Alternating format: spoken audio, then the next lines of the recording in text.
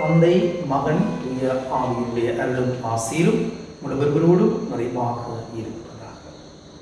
நாங்கள் தவ காலத்தின் முதலாவது வாரத்தின் சனிக்கிழமைக்குள் காலடி பதிக்கின்றோம். ஆண்டவர் எங்களை எல்லோரையுமே அன்போடு வழிநடத்த காத்திருக்கிறார், இரக்கத்தோடும் வழிநடத்த காத்திருக்கிறார், கருணையோடும் அவருடைய ஆதரவோடும் எங்களை வழிநடத்த காத்திருக்கிறார்.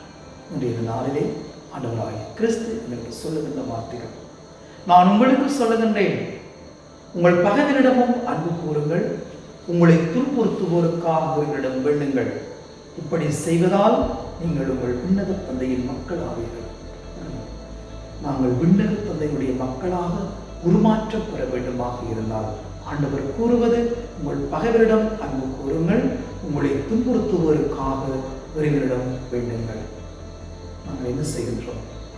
எங்களை துன்புறுத்துவோருக்காக நாங்கள் இறைவனிடம் வேண்டுகின்றோமா? பகைவர்களை அன்பு செய்கின்றோமா என்று நாங்கள் எங்களையே நாங்கள் கேட்க போனால் அது ஒரு கேள்விக்குறியாகத்தான் இருக்கிறது. பகைவர்களாகவே இருக்கிறார்கள்,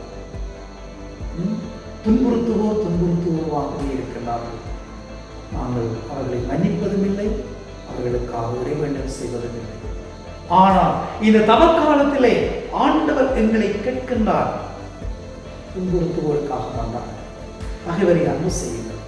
யார் யாரெல்லாம் எங்களுக்கு எதிராக இருக்கிறார்களோ, யார் யாரெல்லாம் எங்களை பற்றி இழிவாக கதைக்கிறார்களோ, யார் யாரெல்லாம் வாழ்க்கையை போட்டு நசுக்குகிறார்களோ, யார் யாரெல்லாம் குரோதங்களோடும் பகைவர்களோடும் வாழ்கின்றார்களோ அவர்களை மன்னியுங்கள், அவர்களுக்காக இறைவனிடம் வேண்டுங்கள், அவர்களை அன்பு செய்யுங்கள் என்று ஆண்டவர் எங்களுக்கு அழைப்பு விடுக்கின்றார்.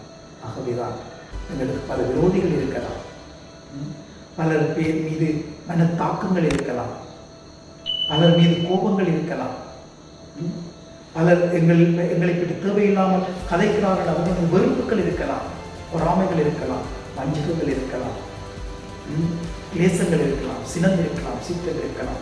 எதுவாக இருந்தாலும் இந்த தவக்காலத்திலே என்னுடைய தவமும் என்னுடைய சபமும் என்னுடைய பரித்தியாகங்களும் இறைவனுக்கு ஏற்புடையதாக வேண்டுமாக இருந்தால், இறைவனுடைய வாழ்க்கையை நான் வழிநடத்த வேண்டுமாக இருந்தால், இறைவனை அனுபவிக்க வேண்டுமாக இருந்தால் ஆண்டவர் சொல்வதை நாங்கள் செய்ய வேண்டும். நற்செய்தியை அழகாக எங்களுக்கு ஆண்டவர் சொல்லுகிறார், உங்கள் பகைவரிடம் அன்பு கூறுங்கள், துன்புறுத்துவதற்காக இறைவனிடம் வேண்டும். அந்நிலை மூலமாக நாங்கள் எல்லோருமே ஒரு சகோதரத்துவ அன்போடு சகோதரத்துவ வாழ்வோடு நாங்கள் வாழ வேண்டிய நாளுக்கு காலடிப்போம். எல்லாம் இறைவன் தந்தை மகன் ஆன்மீக நிறைவை குறிப்பாக